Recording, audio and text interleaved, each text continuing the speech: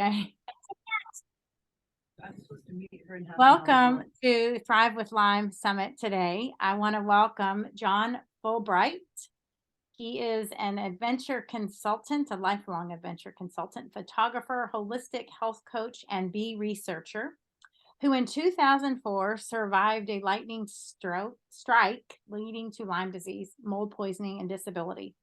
Seeking healing methods for recovery, he uncovered many ancient holistic Taoist medical practices that assisted the body's systems to fully recover, incorporating the mental, emotional, spiritual, along with the physical, structural, and chemical aspects of health. He allowed many difficult hurdles to be overcome.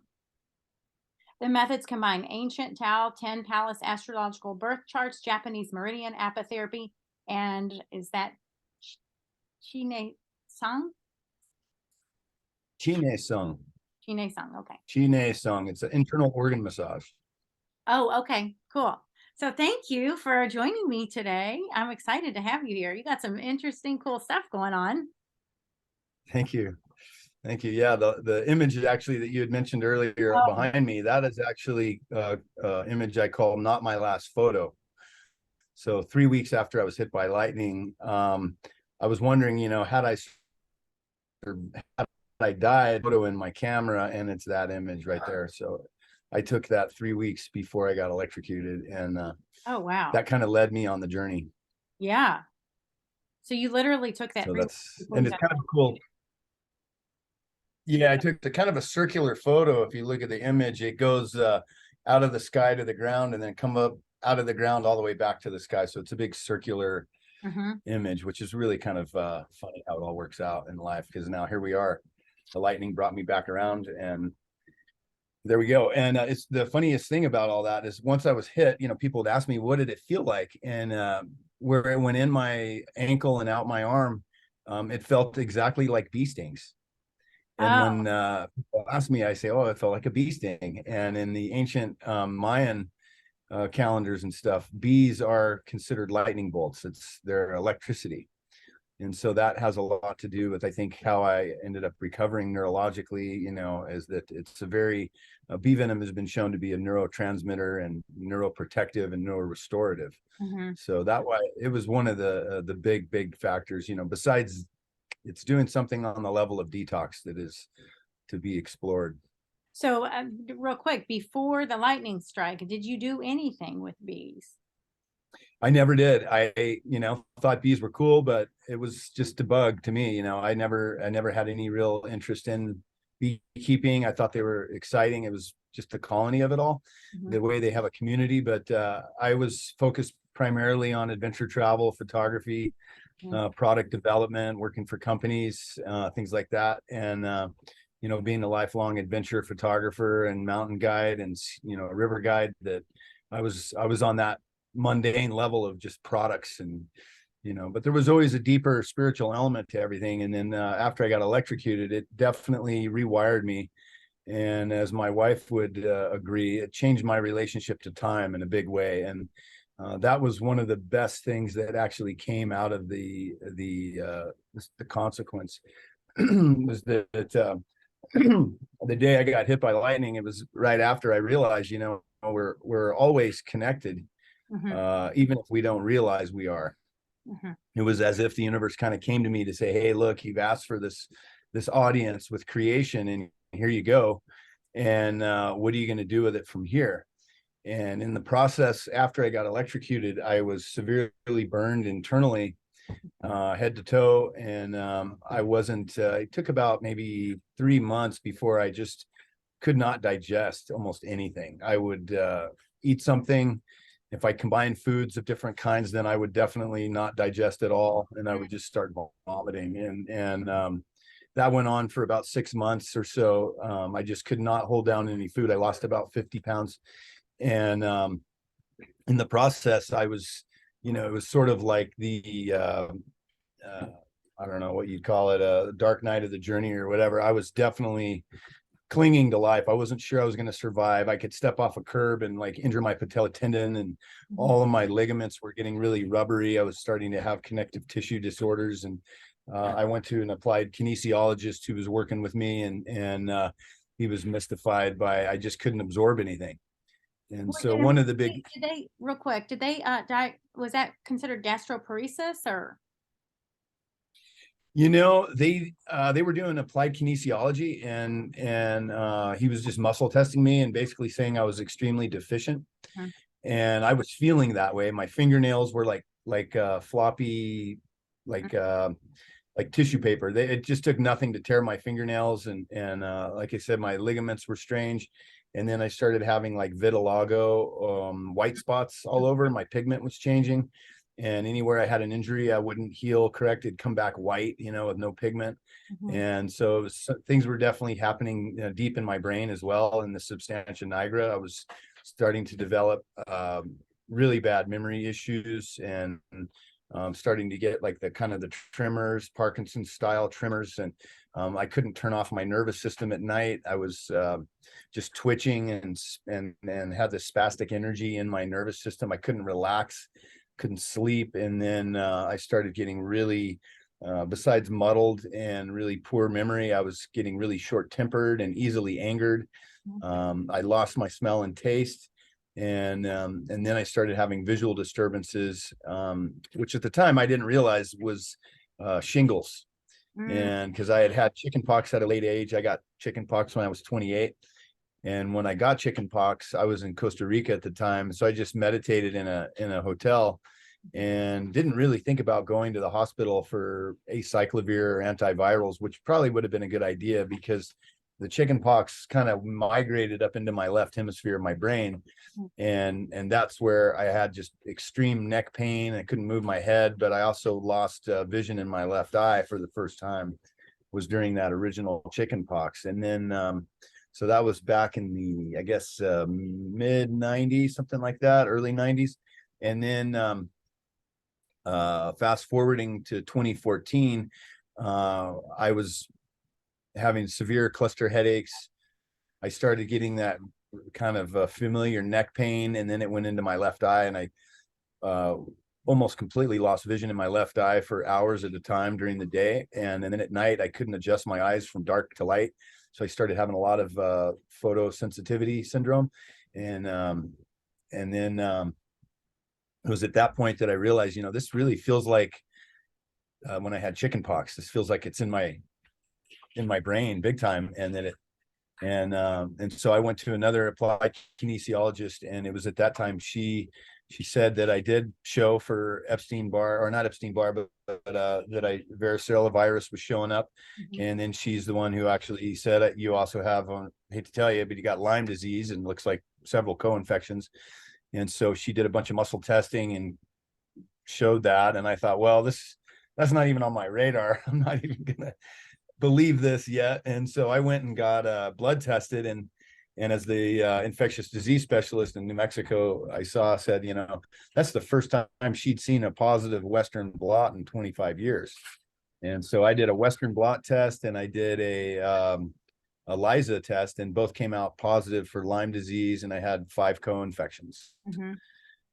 And it was at that point I was like, oh, well, I'm not going to just start taking handfuls of doxy, because I was concerned. I learned enough about Lyme disease in just a few days, the research, that I could see many people were struggling with antibiotic therapy, that they would do antibiotics and then they would basically lose what they had going in terms of their GI tract's abilities to keep them healthy.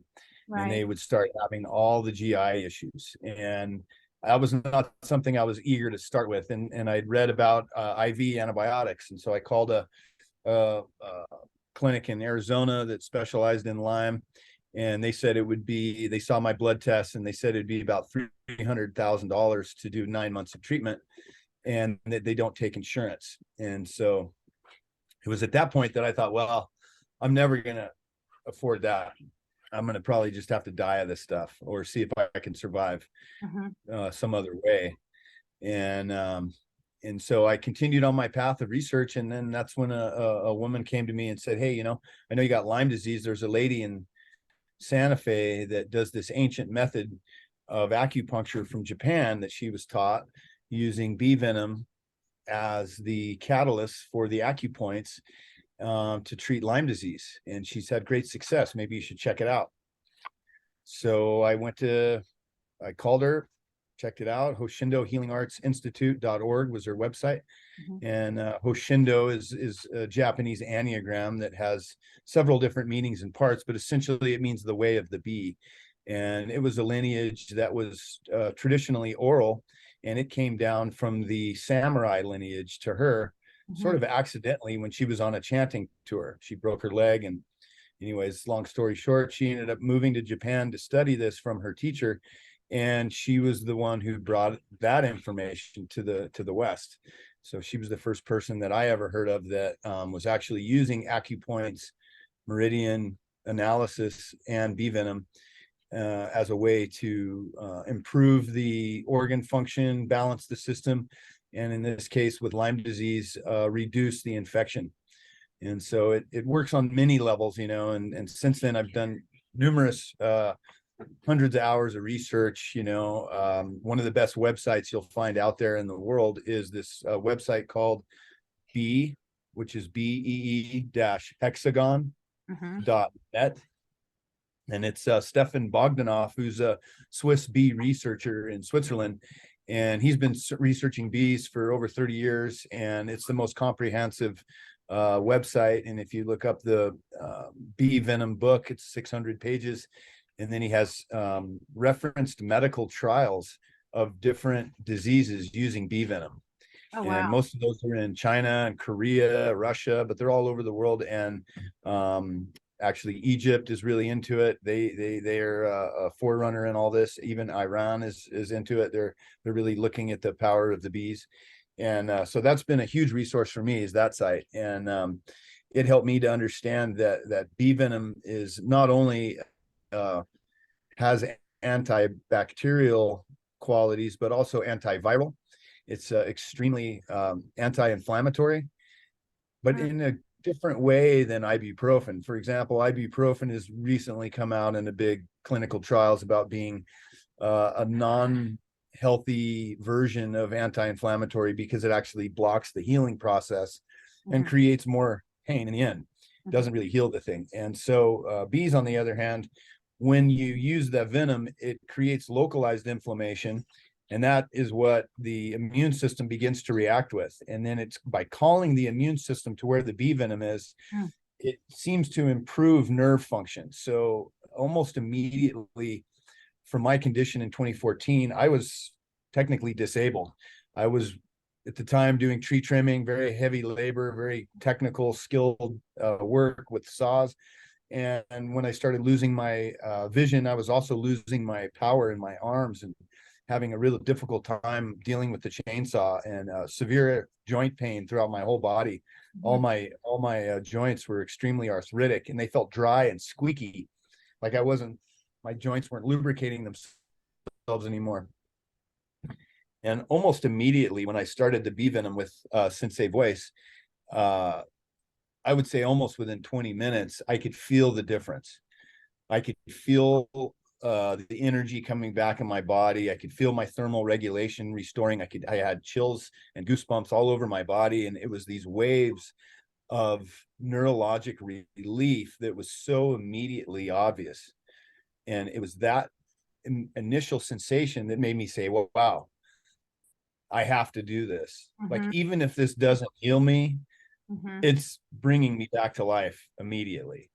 And after my first night of sleep, after my first treatment, I woke up the next morning and was shocked to smell again. I could smell cinnamon. I could smell cloves. Oh, wow. I could smell baby diapers. It didn't matter what it was. I was psyched. Like, I could smell like I hadn't smelled in years. And I had woken up so refreshed, and I felt warm again. I felt like I could, I wasn't averse to cold. I felt like I could go swim in a cold river.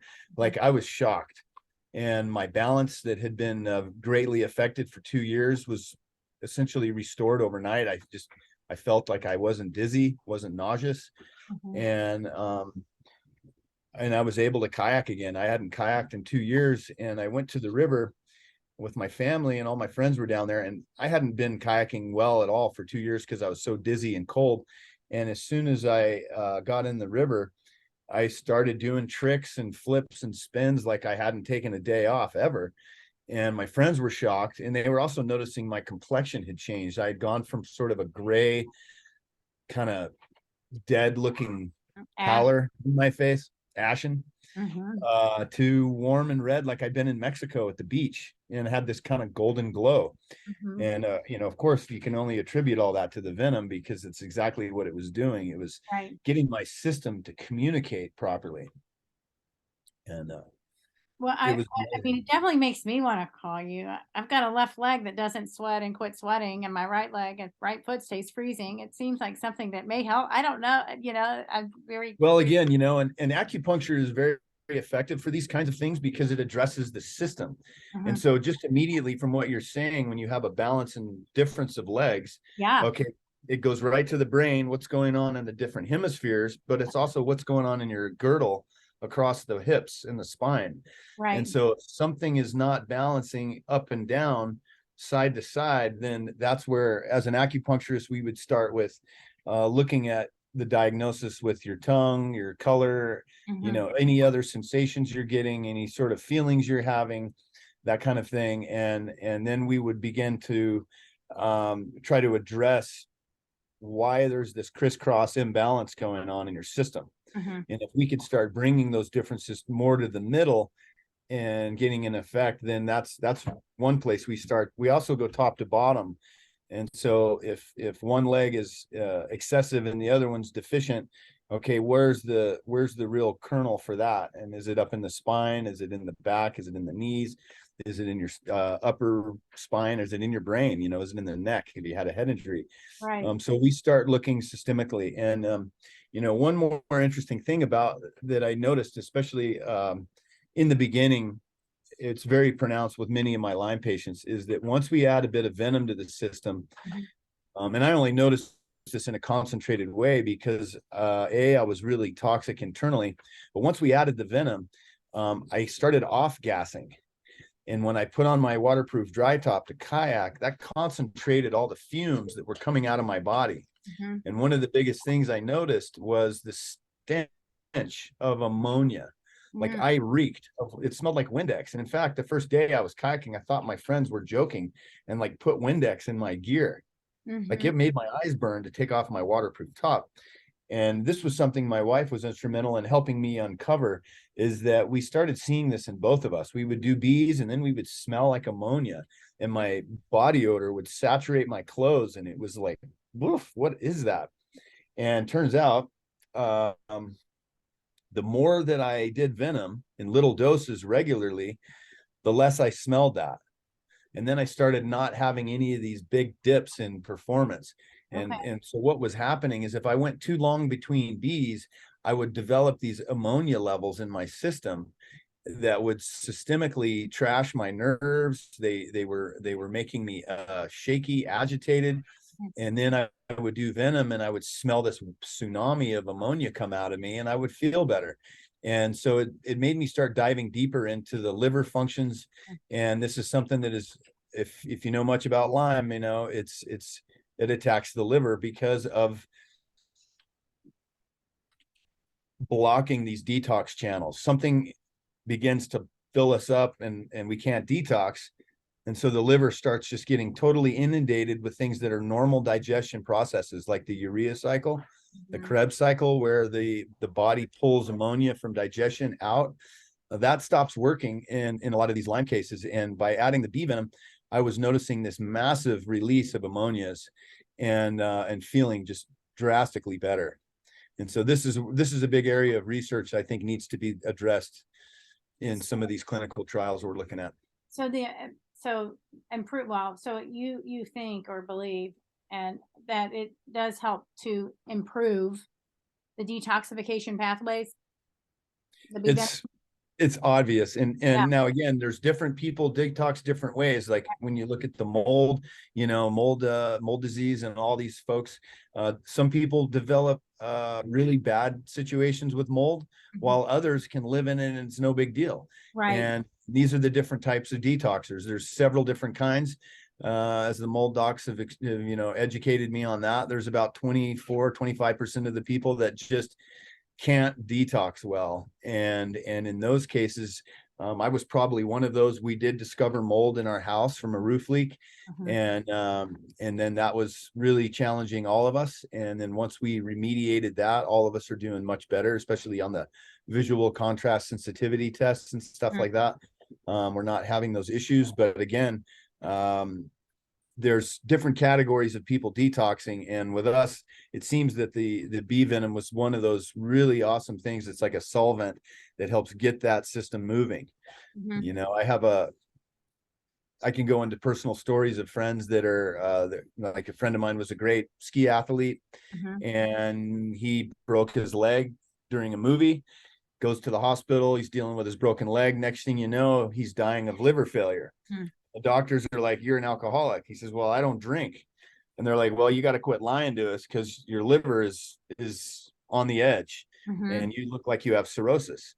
And really, it was Lyme disease. They didn't know it, but they sent his blood off to Nigeria, and it came back from the specialist they sent to in Nigeria for Lyme disease and 5 co-infections. Oh, wow. I mean, the story seems to repeat itself with the Western blot being incredibly inaccurate. And, you know, to really know whether you have Lyme or some of these co-infections is to get the diagenics or the DNA connections, or I think there was one other. DNA connections, I think, is, and IGeneX is very good. That's I've heard good things about that as well. But like you said, I think the testing that's being chosen is not the most accurate test. It requires a functioning immune system to even register what they're looking for. And you know, there's so many different controversial opinions about what's going on here, you know. Well, and then you think about so many of people, right, have autoimmune conditions in addition to, or coincide, right? And so if their immune systems, as you said, aren't functioning, it's not going to register on that Western blot. Well, exactly. And that's where, you know, there are things that have to change. We have to, you know, many doctors have told me how horribly inaccurate these tests really are in the big picture. You know, even with COVID, I mean, it was amazing to see how quick we had a response to COVID and come out with a test that could find it. But even now, the new strains don't register. So it's not always a black and white situation. There's a lot of gray area here. And with most patients, I think with Lyme, it is a clinical diagnosis. You know, we're not always seeing it in blood tests. We're seeing it in manifesting different ways. And the fact that it could be an overlap between mold, inflammation, Lyme disease, and all these co-infections, as well as childhood viruses like shingles, Epstein-Barr virus, you know, these things are just incredibly complicated. Oh, yeah. Well, I mean, I know you were talking about the liver, and I know, well, my Epstein-Barr virus levels are elevated, right? I definitely feel like after this summit, I need to go have the IGeneX or the DNA connections test, just with the ongoing symptoms I've had probably since I was 15. Yeah, exactly. But, you know, I also have the MTHFR genetic mutation, right? So I already know my liver is sluggish, and I would imagine a lot of people with Lyme, I would be very curious. Oh, it's going to be common. I have the double. I have MTHFR double from both my parents, which is the dementia gene, Right. And that was also very scary to experience. I mean, I was having dementia at 40, and I watched my mom die of dementia that came on for her at 50. And the interesting thing is that I never knew about Lyme, and that my mom probably died of undiagnosed Lyme because we had the identical symptoms. She was having these migratory pains that would be excruciating in her foot, thinking like somebody's got a nail in her toe. And then it would be up in her arm or elbow or hand, and then over here in the side of her head. And it was always migrating around her, and we just couldn't figure it out. And she was diagnosed with vascular dementia. You know, she liked smoking cigarettes for 30 years and all that. And so that obviously played a part. But when we really get down to it, you know, this MTHFR gene mutations, how well we detox our daily diet. You know, I was big on eating a lot of meat. And then when I discover like how much ammonia is created in the digestion process, and then guess what? That's got to go into your kidneys. So I never really put the correlation together between high amounts of meat and how hard it is on the kidneys. But I started getting patients over the years that are having dementia. They like to eat meat 4 times a day. They're having issues with their bladder and their prostate.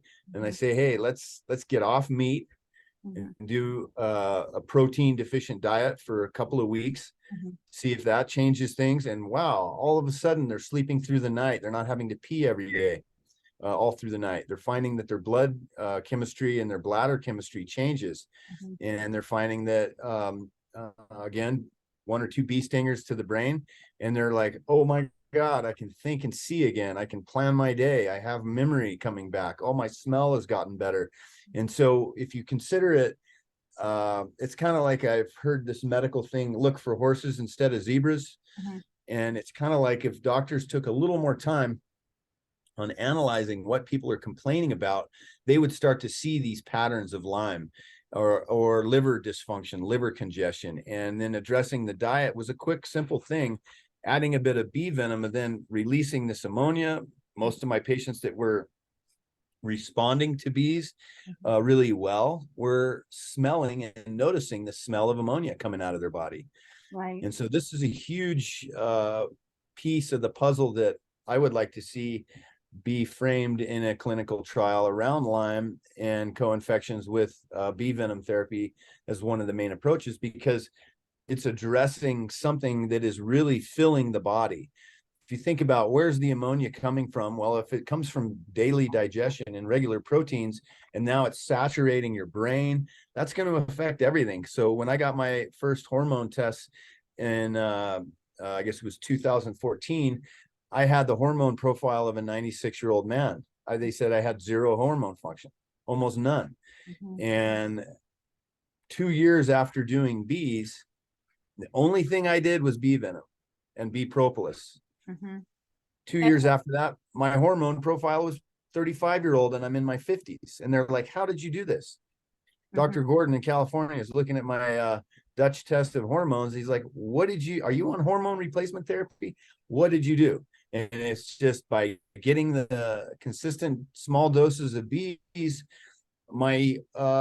and clearing that ammonia out of my system, changing my diet to, quite a bit less meat. All my hormones turned back on. Everything started functioning. I was sleeping through the night. My circadian rhythm came back on.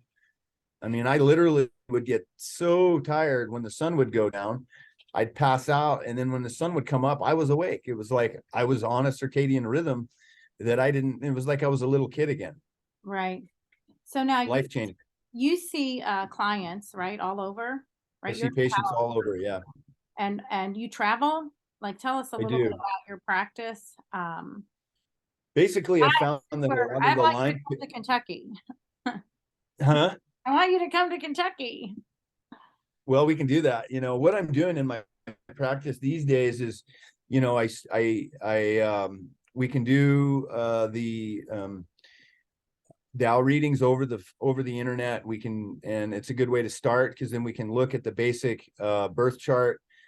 According to this Tao medicine, it's 5,000-year-old from Wudang, China. Wudang Chen, Master Chen. He's online. He's out there. Ying Jing readings, they call it, and it's very powerful medicine. It's looking at your organ strength at birth. Now, these things change throughout life as well, but it shows you where your weaknesses are and it shows you where your strengths are. So often what we see with people that have really dominant traits in their meridians, they're going to be actually maybe slightly arrogant to those organ functions. And they may be a little insecure to their weaknesses. And when you don't really have any confirmation of what are your strengths and weaknesses, it's kind of exciting when people can be like, oh my God, how do you know this? And this is really revealing to me. And when you start getting these aha moments, people sort of fill in the blanks on their own diagnosis. And that gives us a really good base to understand where, as he, have trauma in place, then you're going to worry a lot. You're going to have this constant sort of anxiety going. If you lung issues, it's saying my internet will stop. Yeah, you're kind of cutting it's out. Saying, if you have chronic issues in the lung, then maybe this. Uh-oh. Huh? I'm kind of losing you. The first thing you I'm said, not sure why the internet. uh, the first thing you said was trauma, right? You said something in regards to trauma. Yeah, that when you have trauma in the body, it's Okay. often a big cork that keeps people from healing. Right, right. Yeah, yeah. It went a little wonky for a minute. And then Yep. you said Yep. something about lung issues. Yeah, that so like in the Tao, like if you have a lot of anger issues, that's going to be liver, gallbladder. If you have a lot of grief issues, it's going to be in the lungs Okay. and large intestine, holding on to things that aren't good for you, just constantly going over the grief, so there's heart issues, lack of joy, too much joy, all these kinds of things affect the heart. So there's a whole myriad of things that we look at, and if we can dislodge the power, if we can dislodge the power of some of these traumas, guess what? We're freeing up all this energy to heal with. And then it goes in the same when we get working on patients. And this is why, like you asked about my traveling, what I found is that many times the Lyme patients have been locked in disease for so long, they're financially destitute. Many of them can't afford to travel. And as I've been in traveling adventure photography, it's natural for me. And so as I started traveling around to do my life, I was finding patients everywhere, literally everywhere. And so I started the tools, they sort of start taking care of themselves. And that's kind of where it's led is now, my sensei passed this year. She gave the blessings for several of our students and I to teach as senseis. So we're now carriers and teachers of the lineage and the language and the system of how we treat. And so now my goal is to every patient I meet, I try to turn into another potential practitioner so they can not only start working on themselves, they can start helping people in their area. Because it's not rocket science. It's not like it's very highly dangerous medical medicine. It can be very dangerous in terms of anaphylactic reactions with bee venom, but we all know about that and we can deal with that and that can be addressed. And if people are highly reactive to bee venom, then they can go to their doctors and get what's called low dose immunotherapy. And usually Medicaid pays for this, and they can get small doses of venom regularly. And then after about 3-4 years, they will never have a big reaction to bees again. And the same thing can be done on a natural level. If we're doing small doses regularly, then people can, we try to get up to very large doses as soon as we can, because the venom is so healing to the body, even in very large doses. And when I say very large, I mean, that could be 30 bees. That could be quite a dangerous amount of venom if you haven't worked into it. But if you work into it and you get to that level, and when I was at my sickest, I would do 30 bees 3 days a week, well over 100 bees a week, 400 bees a month, and I felt amazing. And then I noticed if I go too long between bees and then even doing 1 or 2 bees, you're going to have these bigger reactions. And so really part of it is training the immune system not to overreact, which has been one of the big problems in COVID long haul, or COVID, is the way the body just goes into a cascade of cytokines and just floods the lungs. And if we can use a bit of this venom to modulate that, then people are just going to have better outcomes. And that's what we're seeing is that, and so that's what I do when I treat people, when I travel, is I'm really consulting with people that are generally at the end of their rope, have tried everything, and have maybe found one of the online Lyme groups where they're using basic stings up the spine, and they're adding, which is, a decent protocol. Dr. Amber Rose, one of the pioneers of, probably the biggest, most famous and most experienced educator in bee venom therapy. Dr. Amber Rose has contributed amazing research to this. She did a large clinical trial with over 60 patients, proving the efficacy of bee venom against Lyme disease. And she's been great. She's a friend of mine, and she actually continues to want to teach. She's almost 80 now, and she's a wealth of information, and she's helped me an enormous amount. There are others out there for sure, And again, what I'm doing is I'm picking up where a lot of these protocols leave off, where people don't quite get the details they need. They get to where they're, using 18-20 Bs up the back. They're not progressing. They're still having difficulties with certain extremities, maybe mental issues. And so again, what we're trying to do is address these issues emotionally and get in there with the Dow chart and see where these wounds are. Then we also get in there physically with the charts, because we can see where there are certain birth dates are going to have people that just don't digest well, that have weakened digestion. So with people like that, we try to do diet recommendations and get going on that end. So we're addressing things on a much more holistic approach, where it's almost like the Vedics, where they look at your dosha and they see where your temperatures are and all that. That's sort of what we're doing as well, where it's using these ancient methods to not only look at the meridian strength and potential, but then it's also looking at what we do know about how to nurture these weaknesses in the body to bring it up in strength. Okay, beyond that, doing the bee venom meridian therapy strengthens again the weak areas, tonifies the excessives, brings them down a bit, if you will, and tries to bring the body into a bit more of a balance. And then we go into what we call the Chine Sung internal organ massage. And Chine Sung is, again, it's a ancient Taoist massage. It's all in the abdominal area, starts around the belly button, and is really just a gentle massage of the organs. And it goes in since your body goes in a clockwise sort of fashion, then we're going to go opposite. So we go counterclockwise. And what this does is this sort of, if you think of your belly as a time tunnel of childhood, memories, and all this stuff, when we start unwinding that in this method, we're applying several other things as well. We apply attention with breath work. I've combined several different ancient Tibetan breath works and Tao breath work with this massage, so that the patients are actually doing a deep breathing exercise while we work through the organs. And what we find is we get into the belly, it's like a time tunnel of traumas that start to come out. And as people go deeper, not only are they relieving the thorn of the trauma and letting it go, they're actually addressing a physical impinged area in their body. And often these points are quite painful, and you'll feel them as quite rigid and quite hard.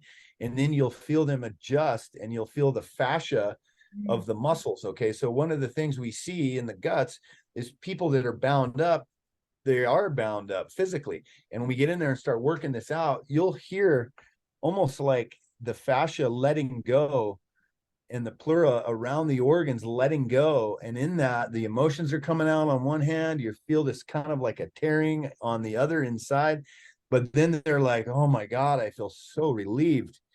And they're having extreme bowel movements for the first time, like really getting rid of things. And I have just seen this to be, as a system, using the charts, using the meridians, and then using this internal massage. That part is one of the most powerful things you could ever do, because it is changing people's complexion. It's changing their inner landscape. And that's basically where I'm leading with all this, is the new work that I'm doing is really, I kind of refer to it as inner landscaping. It's going inside and making more room for fresh emotions, new real estate. Right. It's claiming back territory that's been bound up in trauma. And there's just, nobody gets out of life without it. And I mean, it could be as little as a baby being left in the car while the parents are in the house, and the kid didn't want to get out, was sleeping, they're letting them nap. Then the kid wakes up and they're freaking out in the car because they can't get out of their seat. Like, it could be as simple a trauma as that creates a lifelong energy in the body. And so we're trying to undo these things and give people the skills and the awareness to just nurture their systems a little differently. Whether it's hot soups, hot stews, getting away from the dry, cold foods, thinking they need to do liver cleanses in winter. It's getting a better understanding of how our body works with the seasons, and how if we work with it in the seasons, then there's always going to be a greater repair. Right. If we're working against ourselves, it's a very challenging deal. Right. I mean, all of that, I mean, resonates with me. I mean, I want to drink in all of that you have to, everything you have to share. So I am really grateful to have all of this information. Like I said, I want to see you. I would like my loved ones to see you. So maybe we can somehow get you to Kentucky. But as we close, what are some last things you'd like to share? Where can people find you? Because I know we have an audience. Yeah. They definitely want to learn more about what you do. Well, thank you. Yeah, to find me, the easiest way to find me is to go to John Fullbright, FULLBRIGHT.com. So my website, johnfullbright.com. I'm improving my site. As things are taking off with my patients, I'm changing my site. You can see on there, I'm mostly a photographer. I don't mention a lot about some of this stuff because it's just been so far out of people's radar. And so you can find me there. I'm on Instagram, john.fullbright there. You can message me. I'm on Facebook. And I definitely try to get back to everybody that reaches out. If somebody falls through the cracks, reach back out, because really what we're trying to do here is give people the skills to heal themselves. Right. And we're just sharing this data, we're sharing the approach, we're sharing the system. And then we're going to be teaching courses in how to understand their meridian function better and how to progress with bees. As it's a very holistic practice in many ways, and it's a very big deal Mhm.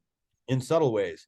Like, Mhm. I didn't think I would become a beekeeper, and now I'm a full-on beekeeper. I'm researching bees year round. I've got hives in my home in New Mexico in the snow. I've developed, insulation, ventilation, and now I'm heating my hives so that I don't kill them when I get the few bees I need every day. Wow. I don't want to disturb the bees in cluster, and I want to be able to provide them food for the winter and keep the mites. Just like humans are dealing with ticks, bees are dealing with mites, which are basically like a tick to a human. And so this is, widespread all throughout North America, all over South America. There isn't a country I have heard of yet that doesn't have a Lyme disease issue, and tick-borne disease. With the rise of global warming, we're seeing it killing moose up in Canada and all across Alaska. So these tick diseases are not going to be slowing down.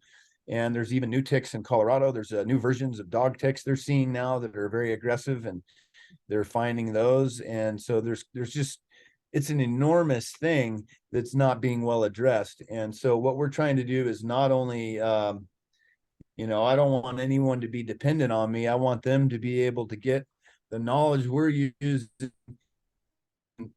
start practicing, Right.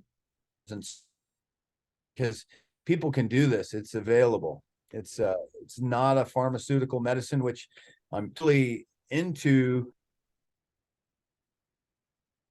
Thing. Uh-oh. I lost you for 1 second. That last bit, whatever you said. Yeah. I'm totally into, and something about pharmaceutical. Well, yeah, that I Need. support pharmaceutical development. I think the pharmaceuticals could bring us maybe some of these modified bee products to where we could really be stopping COVID. All these new strains of RSV we're seeing, there's and the bees, they have such a magnificence in their venom. When you think for just a brief second that one bee is packing 10 or 11,000 flower medicine with it, that's enormous. And Yeah. that's enormous information that the body can utilize and process. Our bodies aren't really used to dealing with pharmaceutical meds on a daily basis because they're considered basically fire. It's like petroleum or something. It's taken out of the earth. It's extracted to such a really interesting way that it doesn't necessarily have anything recognizable to the body. Whereas when you're taking something from a bee, like the venom, it's packing 10, 11,000 flowers. The Right. body knows how to interpret that, and it uses what it needs to nurture itself. And just with the magic you see in honey, bee propolis, wax, all the different things the bees already do, venom is sort of to me, it's the royal medicine. And, again, getting to the royal medicine, royal jelly, for example, this is something that has been proven in science to extend the telomeres of every nerve in your body. This is something that if neuroscientists know this. If your telomeres are if the ends of your nerves are failing, then you're going to not live that well. And when you can take something like royal jelly and have it repair the telomeres on your nerves, that's incredible. And when you mix that with venom, royal jelly, honey, then you've got this almost sort of like inner world lotion that repollinates the inner environment. So it's like, if we look at our inside world as a Tao would, it reflects our outside world. Well, if our outside world is lacking a decent relationship with nature, then we're going to be lacking that relationship with nature internally. And so by using bee venom internally, it's kind of like coming in and pollinating the entire body with new flowers. And so you actually, if you see a mountain landscape with flowers everywhere and birds singing and blue sky and lightning storm in the distance, that's what our body should be like inside. We need this pollination. We need this diversity of nutrients. We need this diversity of our relationship with nature. And then all of a sudden, guess what? All that diversity translates to a strong immune function. Right. And we're back on. There's almost nothing that'll take us out. Well, it definitely sounds magical. It is incredible. I never thought I would be so electrified by bees, but I basically use bees every day I can, or try to use at least 5 a week, with a minimum of 20 a month. That way my system's totally fired up and ready to deal with it. Yeah, well, that sounds pretty cool. It's a fun journey. I mean, I could go on forever, but we are over Me too. time. Thank you so much for joining me, and be sure to check out John Fullbright, right? JohnFullbright.com, and then on Instagram you are John dot or a period. Fullbright. Right, yeah. And that's your Instagram handle, and you're on Facebook as well, right? Yes. Yep. Make sure you all check him out for any more information. And he's shared some, the bee-hexagon.net is a good bee-hexagon.net is one of the most informative bee sites you'll ever find. Okay. Thank you so much for joining me today. It's been a pleasure. Thank you, Elizabeth. Definitely.